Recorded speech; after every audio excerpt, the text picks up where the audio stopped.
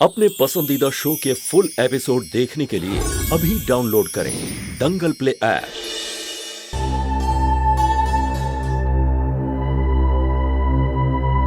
अरे कार्तिक, बड़ी देर लगा दी तुम लोगों ने। नंदिनी, कंचन, आओ बेटा, साड़ियां पसंद कर लो, कब से इंतजार कर रहे हैं।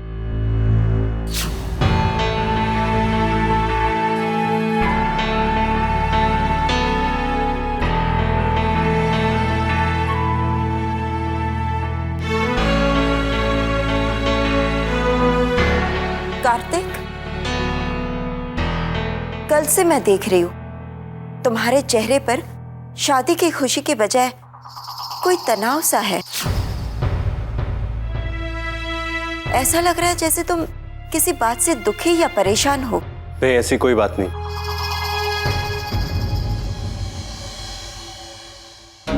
अरे, ऐसी कैसी कोई बात नहीं है? वहां कार्तिक इतना दुखी है, यहाँ नंदिनी का चेहरा लटका हुआ है। पता नहीं इस घर के लोगों को हो क्या गया है।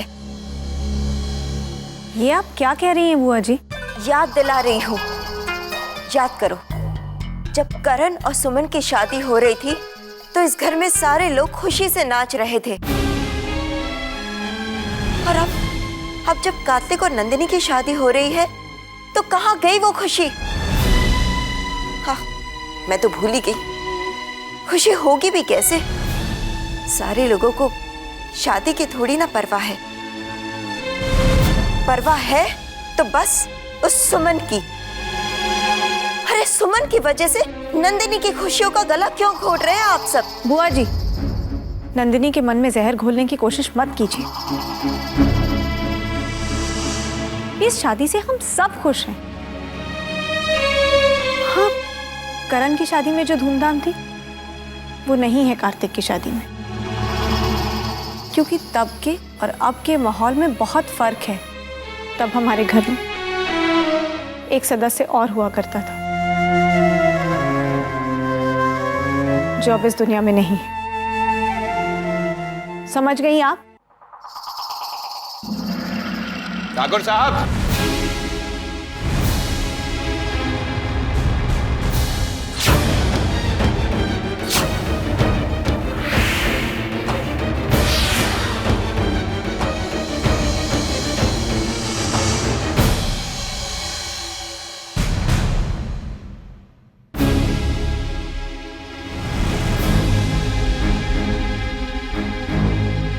प्रभु दयाल जी, नमस्ते।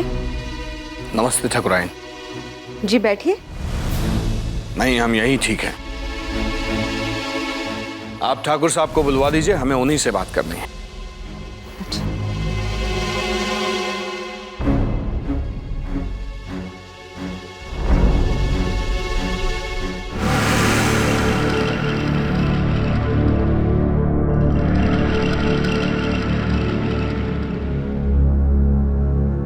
प्रभुदयाल, क्या बात है? ठाकुर साहब, कहते हुए अच्छा तो नहीं लग रहा है, लेकिन आज मैं उस परिवार को मान मर्यादा की सीख देने आया हूं जिसे मान मर्यादा निभाने के लिए इस गांव में आदर्श समझा जाता है। साफ साफ बोलो, बात क्या है? ये बताइए कि सुमन कौन है? सुमन हमारे घर की बहू है। गलत। सुमन इस घर की बहू थी, अब वो मेरी पत्नी है। लेकिन इतनी सी बात आपके पोते कार्तिक की समझ में नहीं आई।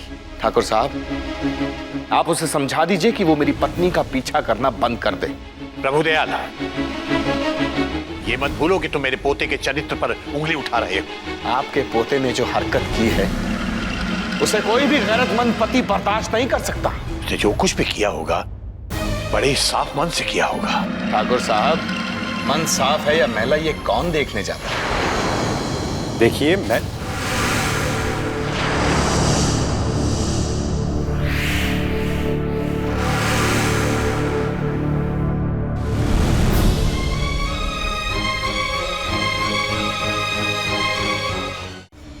चेतावनी देकर आया हूं ठाकुर साहब को। साफ साफ कह दिया मैंने उनसे कि अपने पोते कार्तिक को कहे कि अपनी हद में रहे।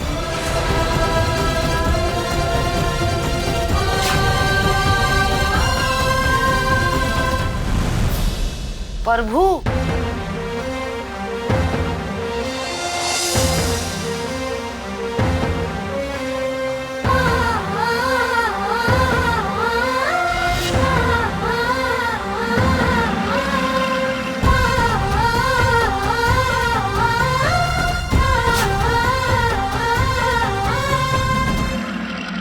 आपको क्या जरूरत थी दादाजी के घर जाकर तमाशा करने की? क्या मिल गया आपको उन लोगों का दिल दुखाकर? जिन लोगों ने तुम्हें घर से निकाल दिया, उन लोगों के दुख की बहुत परवाह है तुम्हें। और जिसने तुम्हें जिंदगी भर का सहारा दिया, उसके सम्मान को नीलाम करने के बाद भी तुम्हें जरा सा भी अफसोस नहीं? सम्मान? क्या कर दिया हमने आपके सम्मान के साथ? तुमने और कार्तिक ने मिलकर मेरा अपमान किया है। कान खोलकर सुन लो सुमन, तुम मेरी पत्नी हो और तुम्हें पत्नी का धर्म निभाना ही होगा। पत्नी का धर्म होता है पतिव्रता नियमों का पालन करना। समझ गई तुम? या एक बार फिर से बताएं कि पत्नी धर्म क्या होता है? हम एक माँ का धर्म, एक बहू का धर्म और इस घर की मान मर्यादा को बचा के रखने का धर्म हमेशा निभाएंगे, लेकिन एक पत्नी धर्म हम नहीं निभाएंगे, क्योंकि हम आपकी पत्नी नहीं हैं।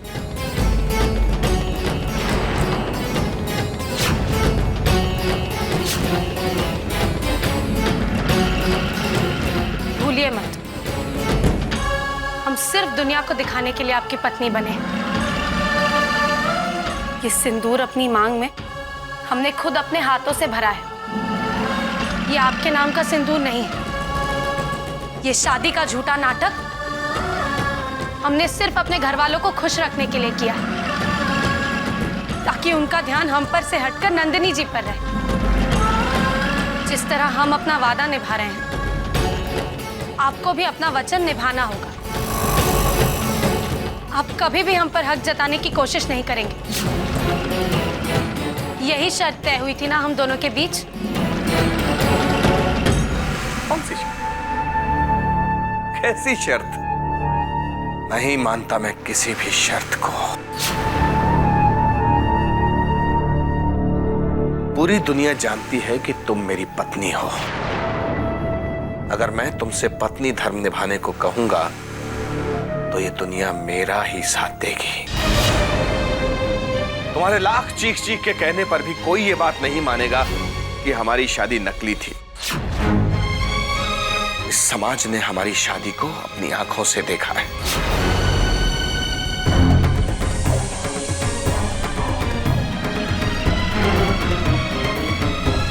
तुम्हें इस घर में मेरी दुल्हन बनकर आते हुए देखा है। तुम्हारी मांग के इस सिंदूर को देखा है। भले ही ये सिंदूर मेरे नाम का नहीं है, लेकिन समाज यही समझता है कि मैंने इसे अपने हाथों से तुम्हारी मांग में भरा है। इसलिए ये बात तो अपने दिमाग से निकाल दो कि तुम मेरी पत्नी नहीं हो। अब तुम भले ही लोगों से कुछ भी कहो, लेकिन कोई तुम्हारा यकीन नहीं करेगा, क्योंकि मैं इस समाज को कहूंगा सुमन झूठ बोल रही है। ये शादी असली है।